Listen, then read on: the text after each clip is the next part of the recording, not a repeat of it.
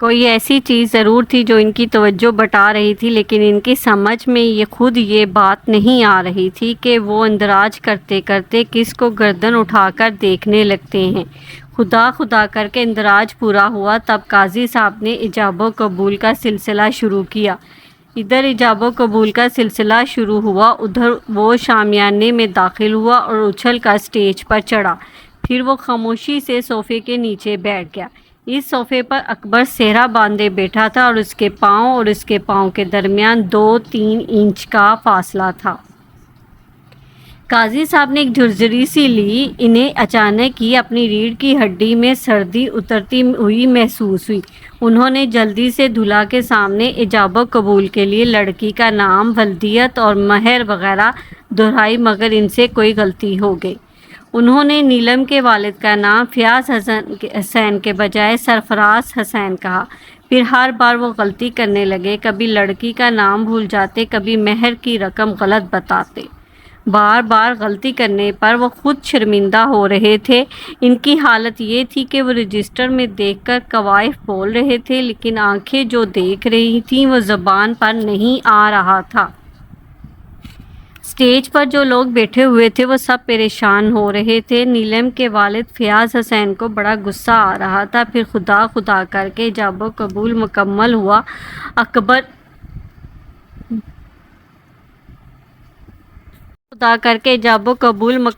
اکبر نے صحرا اٹھایا اور شامیانے میں مبارک سلامت کا شور اٹھا۔ لوگ دولہا سے گلے ملنے اور مبارکباد دینے اسٹیج پر آنے لگے۔ وہ جو صوفے کے نیچے بیٹھا تھا وہاں سے نکلا، اسٹیج سے کودا۔ اس نے منہ ڈال کر کنات اٹھائی اور تیزی سے وہاں سے نکل گیا۔ قاضی کی بڑی عجیب حالت تھی، ان کے جسم میں کپ کپی بڑھتی ہی جا رہی تھی، لہٰذا انہوں نے کھانا بھی نہ کھایا، نکاح پڑھایا، اپنے پیسے وصول کیے اور ہانپتے کانپتے شامیانے سے نکل گئے۔ نکاح کے بعد بارات نے کھانا کھایا، کھانے کے بعد دلہن رخصت ہوئی۔ وہ رخصت ہو کر برابر والے مکان میں آ گئی۔ اس مکان میں جہاں بارات ٹھہری تھی، اس مکان کے ایک کمرے کو دلہا دلہن کے لیے مخصوص کر دیا گیا تھا۔ اسے اچھی طرح سجایا گیا تھا، گلاب کے تازہ پھولوں سے خوب مہکایا گیا تھا۔ صابرہ اور واجدہ دلہن کے پاس بیٹھ گئیں اور آپس میں باتیں کر رہی تھیں۔ آج دن بھر جو بیتی تھی اس کی رویداد صابرہ بتا رہی تھی۔ نیلم ان کے پیچھے خاموش بیٹھی تھی، وہ یہ ساری باتیں سن کر پریشان ہو رہی تھی۔ ادھر دوسرے کمرے میں فرقان ماموں بابر علی اور فیاض کے ساتھ بیٹھے تھے۔ اکبر اپنے خاندان کے ہم عمر لڑکوں کے ساتھ تیسرے کمرے میں بیٹھا خوش گپیوں میں مصروف تھا۔ فرقان ماموں نے کھانا کچھ زیادہ ہی کھا لیا تھا۔ پیٹ پر کسی ہوئی پینٹ انہیں پریشان کر رہی تھی۔ انہوں نے سوچا کپڑے تبدیل کر کے ذرا ایزی ہوا جائے۔ بابر میں کپڑے بدل کر ابھی آیا، فرقان ماموں نے اٹھتے ہوئے کہا۔ جی اچھا ماموں، بابر علی نے کہا۔ فرقان ماموں نے اپنا کوٹ اتار کر ہینگر پر لٹکایا۔ کوٹ کو ہینگر پر لٹکاتے ہوئے ان کی نظر اندرونی جیب پر پڑی۔ اس جیب میں انہیں کچھ نوٹ رکھے ہوئے نظر آئے۔ انہوں نے فوراً جیب میں ہاتھ ڈالا تو ان کی خوشی کا کوئی ٹھکانہ نہ رہا۔ ان کے ہاتھوں میں نوٹوں کی موٹی گڈی موجود تھی۔ ماموں فرقان نے جلدی جلدی نوٹ گنے، پورے 15,000 تھے۔ ارے بابر، کمال ہو گیا، ماموں فرقان نے دور سے ہی آواز لگائی۔ کیا ہوا ماموں؟ بابر علی نے چونک کر کہا۔ بابر، پیسے تو یہ رہے۔ ماموں فرقان نے قریب آ کر نوٹ دکھائے۔ یہ کہاں سے ملے؟ بابر علی نے حیرت زدہ ہو کر پوچھا۔ کوٹ کی جیب میں سے، فرقان ماموں نے بتایا۔ ماموں، اسی کوٹ کی جیب میں سے جو آپ نے بھی پہن رکھا ہے؟ بابر علی نے تصدیق چاہی۔ ہاں، اسی کوٹ کی جیب میں سے۔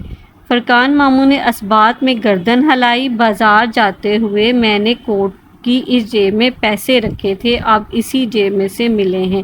دکان پر تو میں نے ساری جیبیں ٹٹول ڈالی تھی، مگر پیسوں کا پتہ نہ تھا۔ ماموں فرقان، یہ کیا ہو رہا ہے؟ بابر علی کی پیشانی فکر آلود ہو گئی۔ اللہ ہی بہتر جانتا ہے۔ ماموں فرقان نے گہرا سانس لیا اور پھر کچھ سوچ کر بولے۔ صابرہ کہاں ہے؟ وہ دلہن والے کمرے میں ہے، کسی نے بتایا تھا۔ ماموں فرقان اجلے عروسی کی طرف آئے اور دروازے پر رک کر آواز دی، صابرہ! جی آئی ماموں، صابرہ کے اندر سے آواز آئی، پھر دروازے پر نمودار ہوئی، جی ماموں آپ اندر آ جائیں، آپ سے کیا پردا۔ صابرہ تمہارا پرس کہاں ہے؟ ماموں نے کہا، اندر کمرے میں ہے۔ صابرہ نے ماموں فرقان کا چہرہ غور سے دیکھ کر کہا، ذرا اٹھا کر لانا۔ ماموں فرقان نے کہا، اچھا میں لاتی ہوں۔ یہ کہہ کر صابرہ اندر چلی گئی، پھر فوراً ہی واپس آئی، اس کے ہاتھ میں پرس تھا۔ یہ رہا ماموں پرس، کیا کرنا ہے، ذرا اسے کھول کر دیکھو۔ ماموں فرقان نے کہا، خالی پرس کو کیا کھول کر دیکھنا۔ صابرہ نے پرس کی زپ کھولی، زپ کھولتے اس کی خوشی سے چیخ نکل گئی، ارے ماموں پیسے، اس میں تو پیسے موجود ہیں۔ صابرہ نے جلدی سے پیسے نکال کر انہیں گنا، پورے 10,000 تھے۔ ماموں پورے 10,000 ہیں، صابرہ خوشی سے چلائی۔ لیکن ماموں فرقان اب وہاں موجود نہ تھے، وہ یہ خبر سنانے بابر علی کے پاس جا چکے تھے۔ بابر، صابرہ کے پرس میں بھی سارے پیسے موجود ہیں، انہوں نے کمرے میں پہنچ کر بابر کو بتایا۔ واقعی؟ بابر علی خوش ہو کر بولا، ہاں واقعی۔ صابرہ کمرے میں داخل ہوتے ہوئے بولی، ماموں کیا آپ کے پیسے بھی مل گئے؟ ہاں ماموں کو بھی مل گئے، بابر علی نے بتایا۔ صابرہ اب کیا کہتی ہو؟ ماموں فرقان نے صابرہ کو بغور دیکھا۔ میں کیا کہوں ماموں، پیسے مل گئے، یہ میرے لیے سب سے بڑی خوشی کی بات ہے۔ یہ پیسے غائب کہاں ہو گئے تھے؟ ماموں فرقان نے پوچھا۔ مجھے کیا معلوم، صابرہ نے بے نیازی سے کہا۔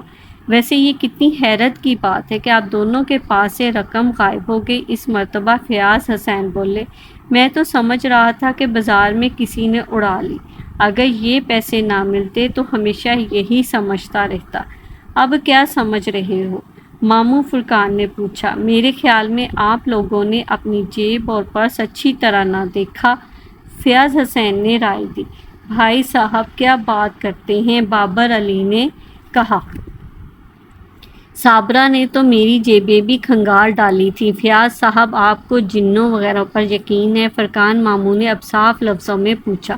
مجھے تو بس پیسے پر یقین ہے، یہ پیسہ اتنا بڑا جن ہے کہ سب کو تگنی کا ناچ نچا دیتا ہے، فیاض حسین نے قیمتی سگریٹ ہونٹوں میں دباتے ہوئے کہا۔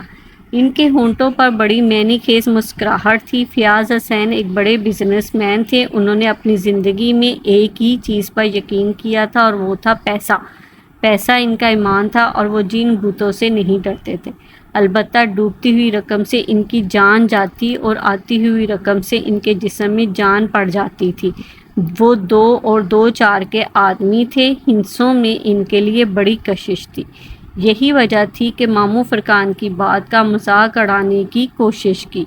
ماموں فرقان نے سوچا، جو آدمی پیسے کے علاوہ کسی بات پر یقین ہی نہ رکھتا ہو، اس سے بات کرنے کا کیا فائدہ۔